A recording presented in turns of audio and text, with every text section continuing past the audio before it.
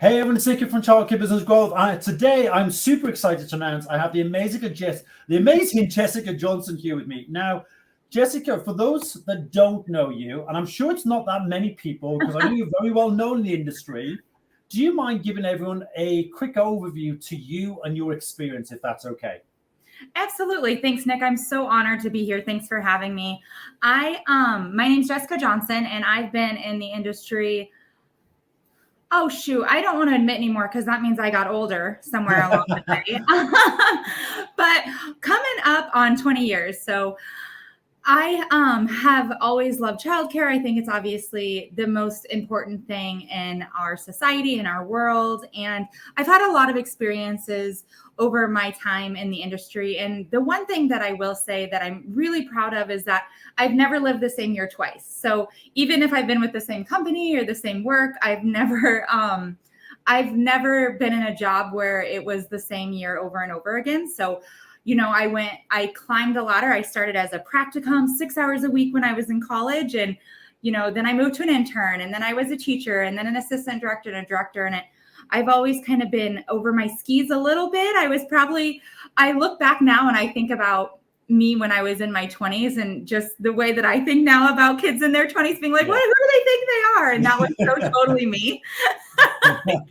And now it's sort of funny to me, but it worked out okay, thank goodness. So I started, like I said, in the classroom, and then I took a little bit of break from direct interaction with the day-to-day processes. So I worked for Childcare CRM. They have a CRM system, and here in the States, actually they're global now. I was one of their first 5 employees, so that was sort of fun. I kind of like the startup thing, I guess. I worked for Childcare Marketing Success for a little bit and was a consultant working with just amazing owners and operators. And that was kind of when, again, I had been a director at a lab preschool in Colorado State University, but being a consultant to people who actually own their own business, I really believe in walking your talk. And so I knew I needed to get back into the day-to-day. I think that, there are so many people out there who want to coach and consult, but you really want to lean towards people who have been in your shoes directly. And that's one of the things, Nick, that I absolutely love about you, because you're doing the work on both ends here. And I'm a huge fan. And so from there, I went to Georgetown Hill Early Learning Schools. That's a nonprofit group of schools in the DC area. And I just learned a tremendous amount there. I'm so grateful for that experience. And then I was hired on as the CEO and given equity in Yellow Brick Road Early Childhood Development Centers. I'm in Minnesota now. I've been here for about 3.5 years. And when I started here, we had 4 schools and they weren't doing well. So when I say I haven't lived the same year twice, I mean, my first year here was like trying to keep the lights on. So it was super scary. And when I say trying to keep the lights on, like they would call and be like, your lights are going to be turned off on Monday, or we're not bringing food on Monday. It was so scary. And so an experience I never want to live through again, Nick. But it was really a good learning opportunity for me. I had thought kind of I knew it all, and I was coaching and consulting people. And then I got thrown into this crazy situation of, do I actually know what I'm doing? Yeah. And I question that every day.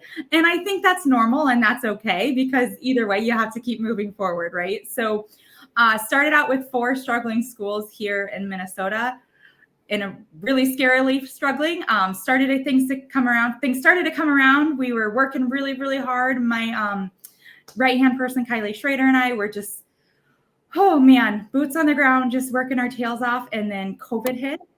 Yeah. So that was super fun. Different experience. And that is probably one of our biggest successes, honestly, as a company, was just the way that we accidentally, out of nothing, grit, managed to really stay afloat during COVID and then start to just make a huge turnaround. So summer of 2020, we had 4 schools. We added a 5th school, which is a separate brand, in November of 2020. It's called Seeds to Seedlings, and that's still called Seeds to Seedlings. It's its own charming little neighborhood school in Maple Grove, Minnesota. And then the next summer, we added 2 Montessori schools, which is our third brand, Sonnet Montessori. And they're here in Minnesota. And they are, oh my goodness, they're lovely. My Montessori schools are just lovely. And so we love those. And then we started to ramp up from there. So at that point, we had 7 schools in summer of 21. Okay. We added 2 more schools in September of 21 and started to grow Yellow Brick Road. And now with the 3, so Sonnet and Seeds, and then all of our YBRs now, we are up to 21 schools. We operate 3 brands and we operate in 3 different markets. And that's crazy. That's absolutely crazy. Do you know what I find fascinating? How you just said that you had 4 schools that were literally struggling to keep the lights on, and now you're up to 21 schools. This obviously wasn't what we were going to talk about today, but I'm so curious to know if you were to summarize it into like a few sentences, what changed? Culture. Culture changed in a big way, and we work hard, man, and not every day's perfect. We are in the staffing crisis. We have call outs. I'm not here to paint a picture of rainbows and butterflies, but man, my leadership team, we hired and we've acquired some amazing people, and we've hired some amazing people, and man, we just love the heck out of them, and they love the heck out of their staff. And our culture now is just so strong. I can't take credit. It's my team of people, and I'll take a little credit because I hired them. And kept the good ones around. But our leadership team there's nothing like them. I'm such a fan of speaking at conferences and getting to know people in the industry, and I share everything. And Nick, I'm sure you can relate. Like, I feel like sometimes I give a talk on something, and the next week someone else takes that material and gives a talk on it too. And part of me wants to be frustrated about that, but the beauty of it is that there's no trade secrets. There's nothing brand new that somebody hasn't discovered yet, right? We might innovate things a little, switch them a little, but I have a team of executors, and I have processes in place to help them execute and to hold people accountable. And man, we mess up all the time, and we celebrate it every week on our meetings. I follow the EOS traction model. I'm sure we do. You do it. Yes. So one thing that we added into our weekly L10s, Nick, is failure parties.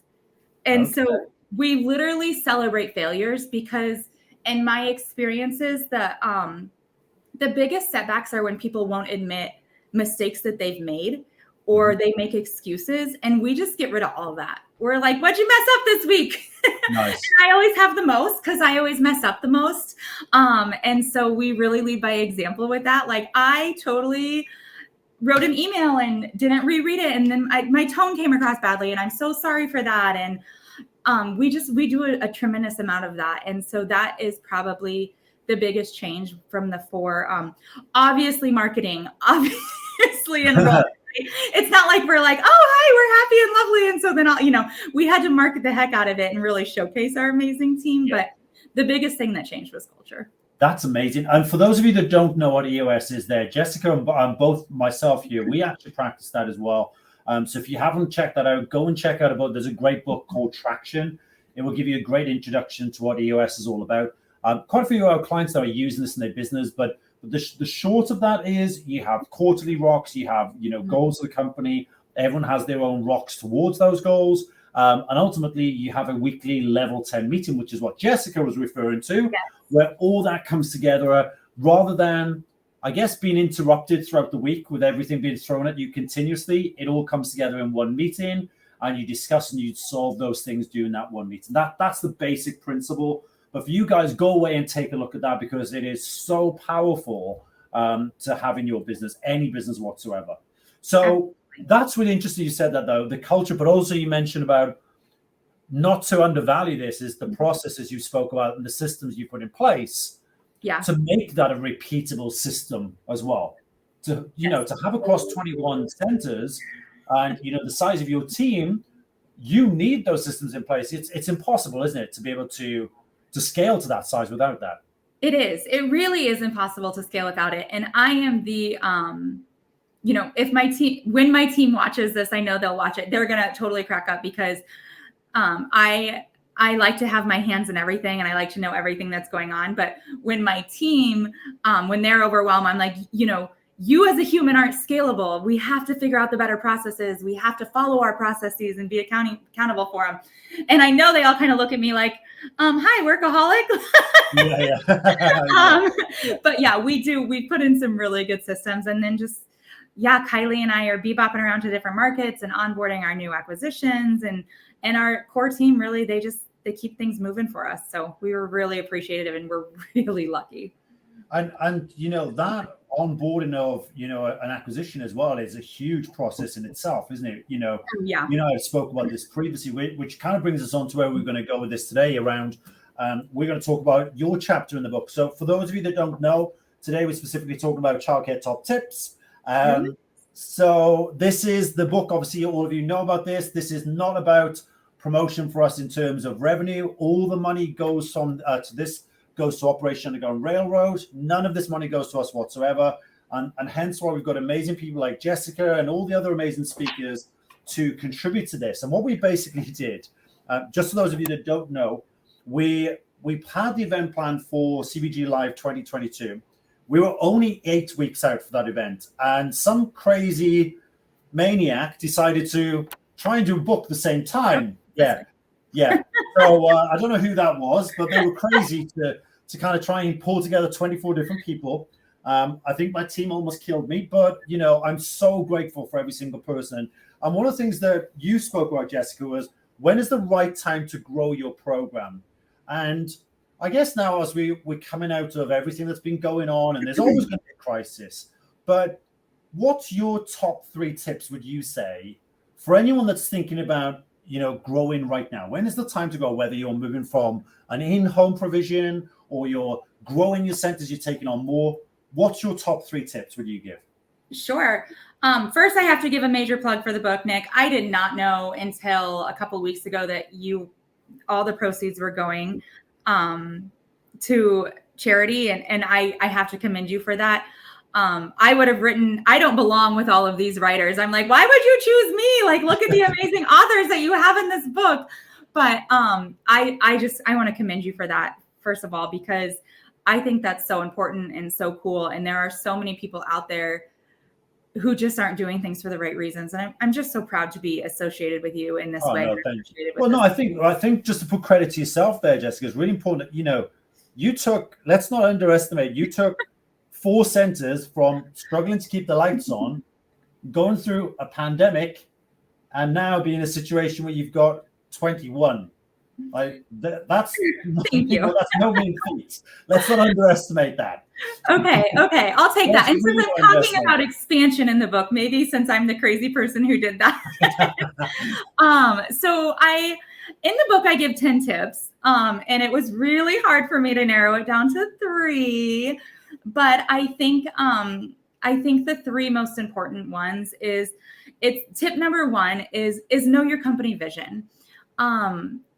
If everybody says, I should be able to quote the author or the person who originally said this, but if you don't know where you're going, you're going to end up somewhere else.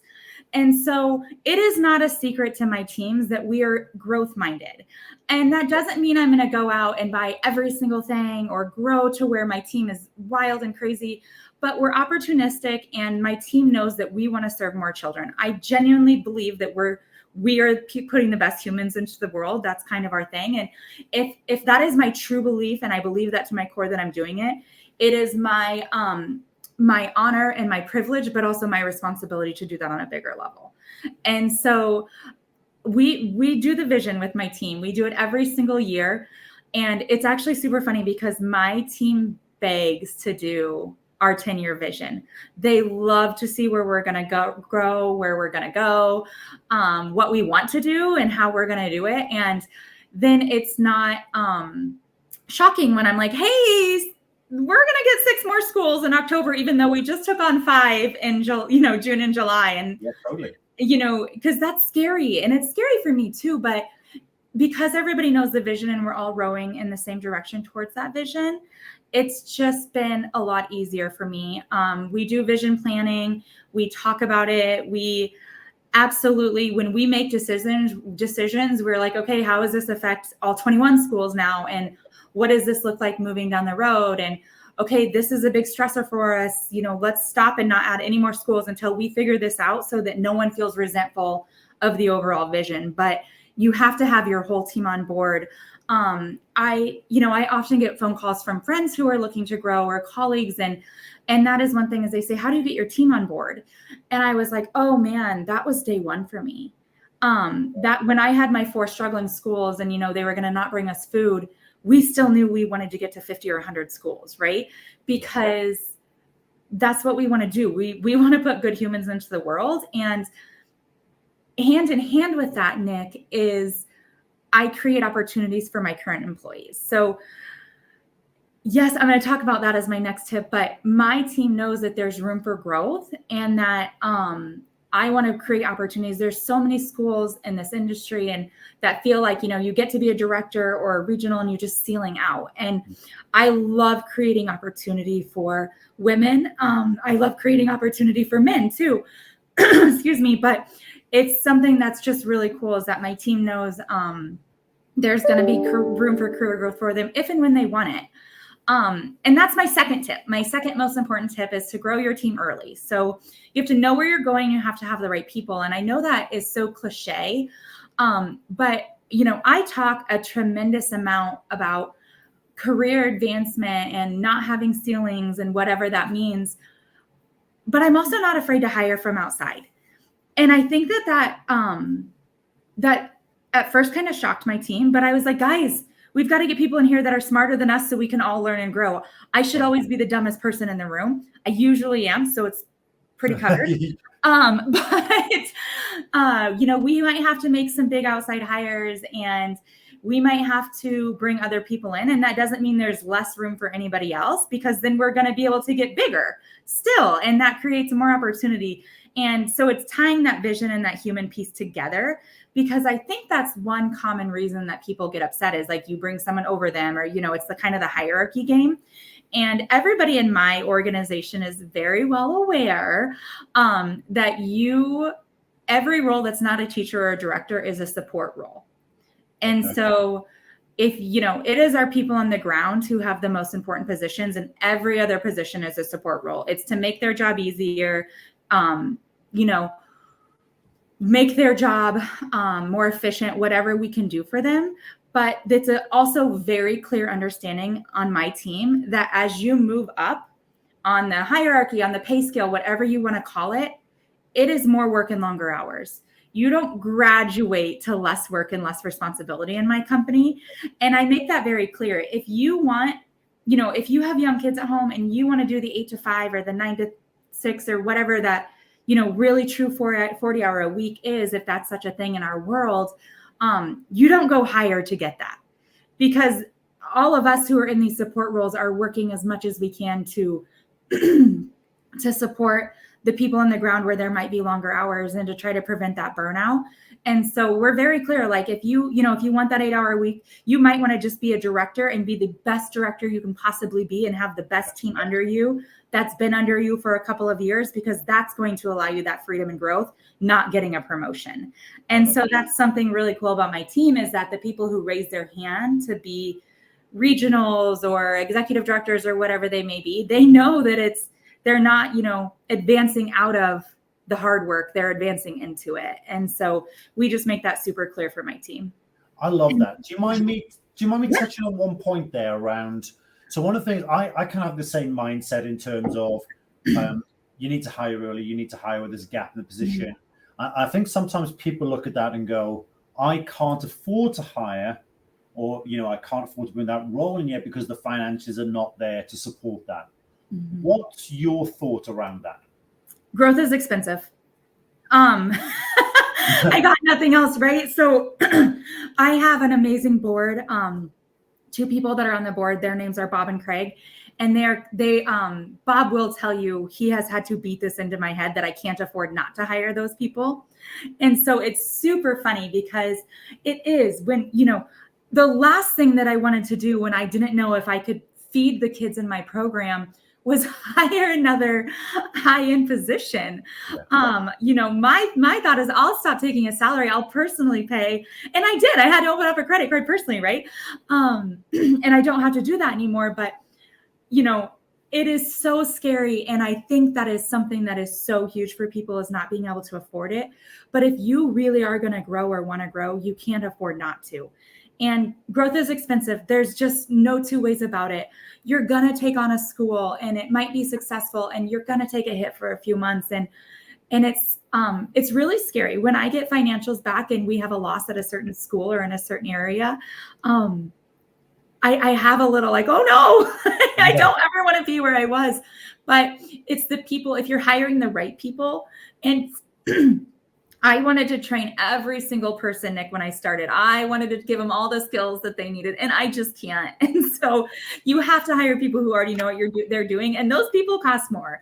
And so you can't afford not to do it. And when someone's salary, it's broken down month over month, they should be paying for themselves by month 2 or 3. Yeah, 100%. So totally agree with you. Yeah, and you should have the metrics laid out for them to know what that means when you hire them on. Yeah, I totally get that. So vision is the first one, with that growth mindset. Mm-hmm. Hire your team early, which is another great one. What's the third one you would pick out your top 10? The third one that I'd pick out of my top 10 is number 10.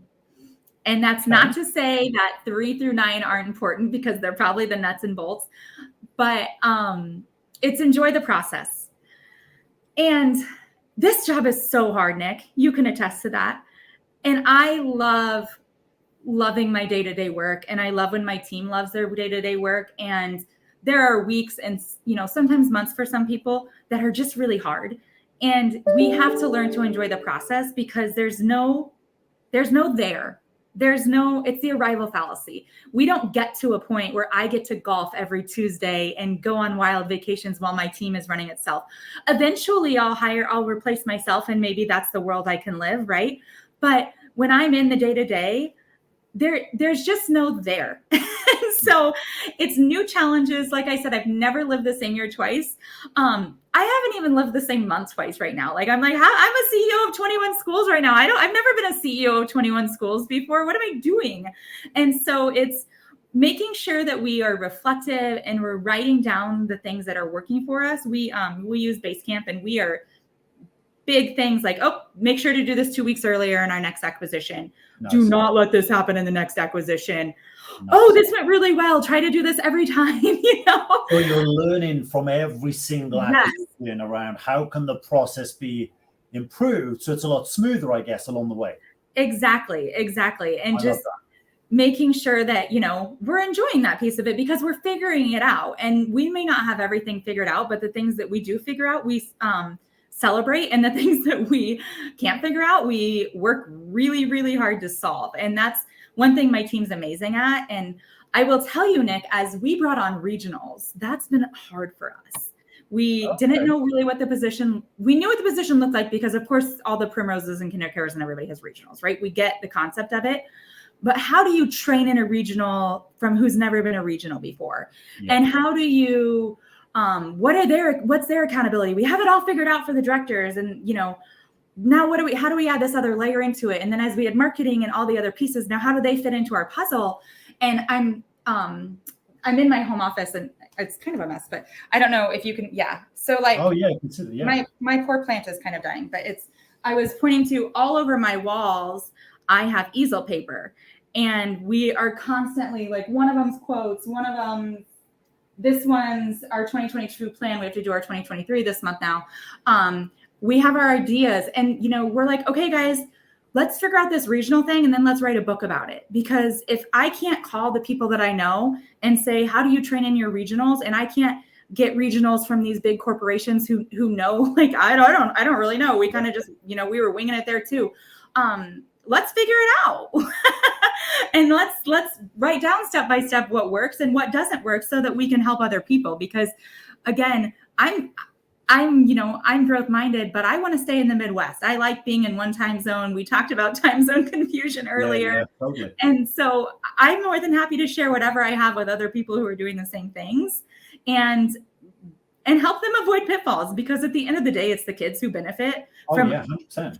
from the grown-ups figuring it out. So let's figure it out and let's pave the way and tell other people how to do it or not to do it if that's all we get out of it. And so that's my number 10 tip, is just enjoy the process. The process is your legacy. It's not where you end up. It's what you've done along the way. And I just can't stress that enough, because man, there are hard days that I have a thing on my wall that says, it's all about the process. And sometimes I have to look up about that and be like, okay, micromanager, crazy controlling person, calm down, enjoy the process. You are where you are right now. You're not going to be there next month.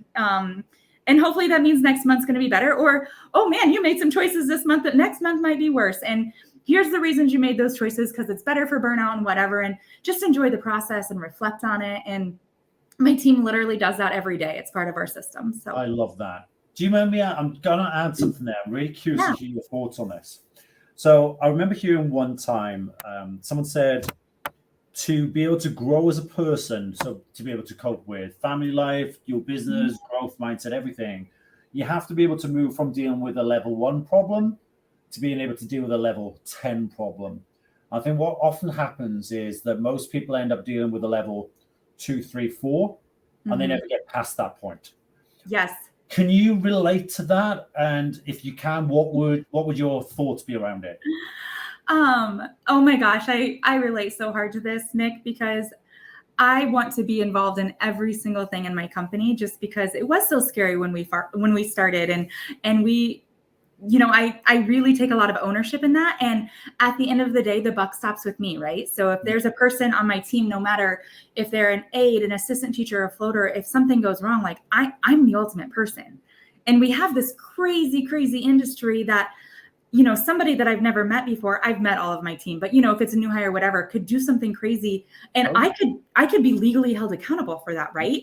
And so, it's just having the processes in place. And because I'm the top person who's going to be liable, I want to control everything. I want to know about every parent who's upset. I want to know, and I used to, not that long ago, probably within the last year, I've quit doing this, but I wanted to read every email, and I wanted to be involved in every, hire, and just because it was my name, my life that's at stake here. And I had to really just learn to trust my people. And back to that failure thing, if they write an email that I wouldn't have written, whatever. So far we're able to overcome any missteps along the way. And part of that was just training my team to own their mistakes really fast. I'll circle back to that piece of it, because they'll tell me, oh, I made this parent really mad, or, oh, this teacher is super upset and I was tired and I don't think I gave them the attention they deserved. And we're like, great, how are you going to fix it? Like, you've got this, I trust you. And so that has been, I think, one of the biggest ways for me to get to those level 10 problems. Because honestly, I get all problems, 1 to level 10. It's the level 10s that really need my attention. And so I have to, and it is a work in progress, and it is an everyday reminder to myself, if I trust this team to earn their payroll, then I trust them to write an email to a parent and to handle hard things. And that's really what I have to do, because the level 10 problems are the things that are going to move my business or stop my business from moving. And so it's that trust. It's that I know my people will own any mistakes or failures, and I will help them deal with it then if I need to. But most things I haven't needed to. So if anybody wants to learn from me, do it faster. No, I love that, because I think it's really important that, it's too easy sometimes for us to go in and tell rather than to coach the team. And as you say, sometimes they just need to figure out and make those mistakes themselves. Along the way. Did you find it challenging at all to go from these, a level, maybe an issue with the parent, for example, a complaint, maybe a 3 on the scale, all the way up to, was that a gradual? I guess it wasn't for you. I guess you kind of going in when you had the 4 locations, struggling to pay the bills. That was a level 10 at that point, right? But now you're at a level 10 of owning 21 locations, and the financials involved in that, and all those decisions. I just find it very interesting how people evolve as they progress through that journey, because I think sometimes, no disrespect into anyone in the industry, because we're in the same position, but you don't push yourself to deal with those bigger problems sometimes. And I guess it comes back to something that, Hanny said to us previously around things like seasons of life. Maybe you don't want to deal with those things right now. Yeah. So any thoughts around that?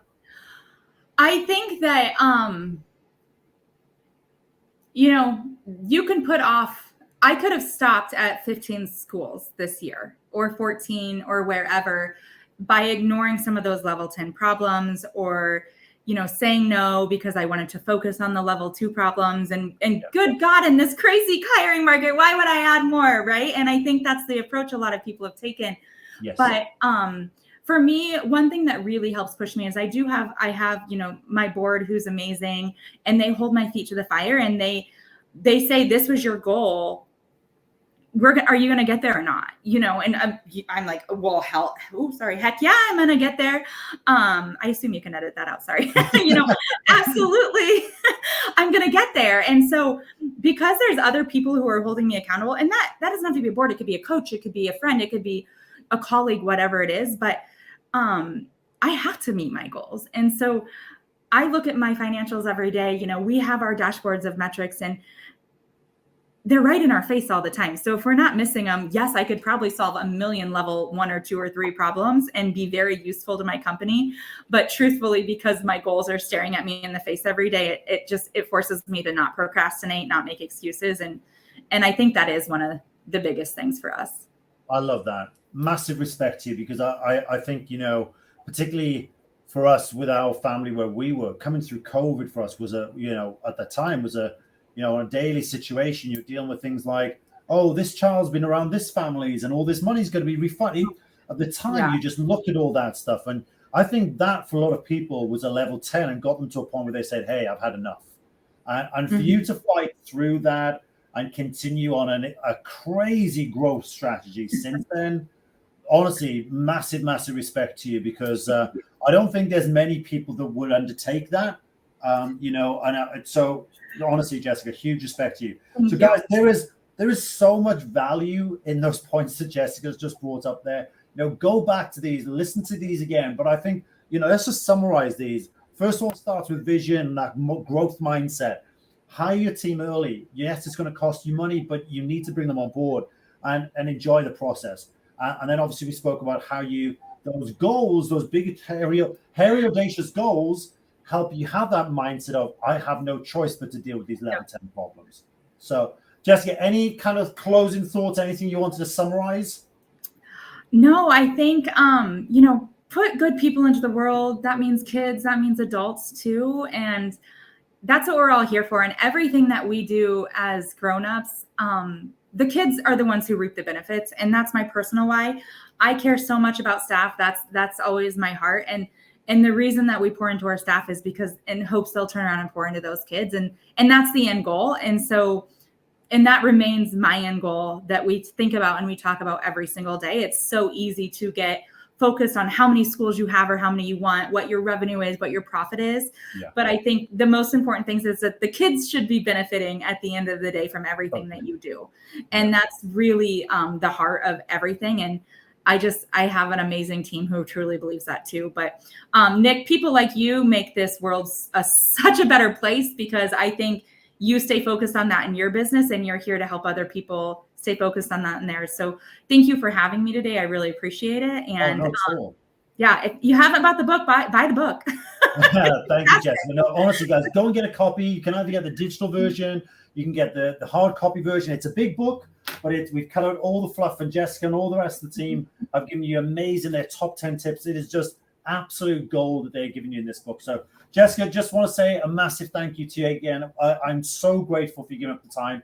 I know you've got a huge amount going on right now, so I really appreciate you being with us. Absolutely. Anytime, Nick.